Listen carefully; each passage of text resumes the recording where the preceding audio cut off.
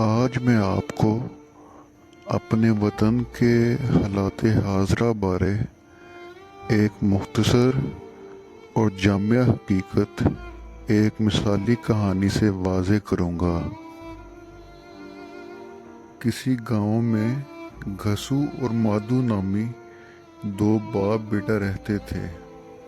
دونوں پرلے درجے کے نکھٹو اور نچلی ذات کے کردار ہیں۔ دونوں دن بھر کوئی کام کاج نہ کرتے تھے اور اپنی جھونپڑی میں پڑے رہتے تھے۔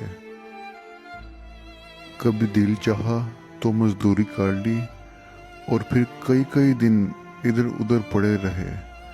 کبھی مانگ تانگ کر بھی گزارا کر لیا کرتے تھے اور چھوٹی موٹی چور چکاری سے بھی باز نہ آتے تھے۔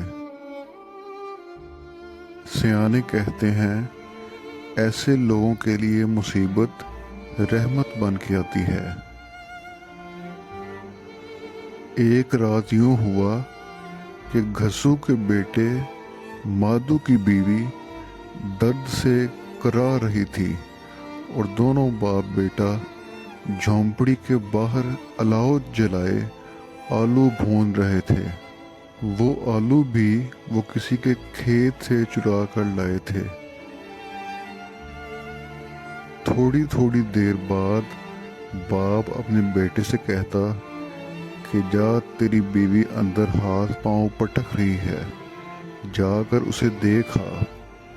لیکن بیٹا صرف اس لالچ میں اٹھ کر نہ دیکھنے گیا کہ اگر وہ اندر چلا گیا تو باپ سارے آلو کھا جائے گا۔ الٹا بیٹا ہی اپنے باپ سے کہتا رہا کہ جا تو جا کر دیکھا۔ دونوں اسی بحث میں گرم آلو اڑاتے رہے اور پیٹ بھر کر کھانے کے بعد دونوں اپنی دھوتی اوڑھ کر وہیں سو جاتے ہیں۔ صبح اٹھ کر دیکھتے ہیں کہ مادو کی بیوی مر چکی ہے۔ آنکھیں اس کی اوپر کو چڑھ چکی ہیں، جسم اکڑ چکا ہے اور لاش پہ مکھیاں بن بنا رہی ہیں۔ اب دونوں نکھٹوؤں نے رونا پیٹنا شروع کر دیا، جیسے وہ ہر بار مصیبت پڑنے پر کیا کرتے تھے۔ اب دونوں کو لاش کے لیے کفن اور جلانے کے لیے لکڑی کی فکر ہوئی، مگر پیسے کہاں سے آتے؟ ایسے میں انہیں بیرونی امداد کے حصول کا خیال آیا اور وہ چودھری کے ڈیرے پر جا پہنچے۔ چودھری ان کی شکل دیکھتے ہی سمجھ گیا کہ یہ پھر مانگنے آئے ہیں۔ چودھری کے انکار کے بعد بھی دونوں باپ بیٹا ہار کہاں ماننے والے تھے۔ چوکھٹ پر بیٹھ گئے اور رونا پیٹنا شروع کر دیا۔ چودھری کو دونوں کے لچھن معلوم تھے۔ وہ جانتا تھا کہ پیسے لے کر وہ اسے اڑا دیں گے اور کفن دفن پر بالکل خرچ نہ کریں گے۔ پھر بھی جان چھڑوانے کے لیے اس نے چند روپے بے روحی سے ان کی جانب اچھال دیے اور وہاں سے چلتا کیا۔ روپے لے کر جب باہر نکلے تو سوچا باقی لوگوں سے بھی تھوڑے مل جائیں تو اور بھی اچھا ہوگا۔ لہٰذا اہل محلہ کے آگے بھی جھولی پھیلانے نکل پڑے۔ کسی نے آنا دیا، کسی نے دو آنے۔ کرتے کراتے دونوں کے پاس کفن دفن کے لیے معقول رقم جمع ہو گئی۔ اب کیا تھا؟ کفن خریدنے کو نکلے تو گفتگو شروع ہوئی کہ سستا کفن خرید لیتے ہیں، باقی پیسے جو بچ جائیں گے وہ کل کو ہمارے ہی کام آئیں گے۔ مرنے والی کو کیا معلوم کہ کفن سستا خریدا ہے یا مہنگا۔ اس موقع پر دل کی تسلی کے لیے دونوں نے اپنے معاشی حالات پر ایک فلسفیانہ گفتگو بھی کی۔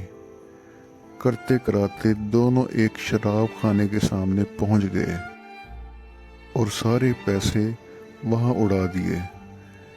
نشہ تھوڑا اترا تو مادو کو اپنی بیوی کے کفن دفن کے لیے دوبارہ تشویش ہوئی اور باپ سے کہنے لگا کہ پیسے تو خرچ ہو گئے ہیں، اب کفن اور لکڑی کیسے خریدیں گے؟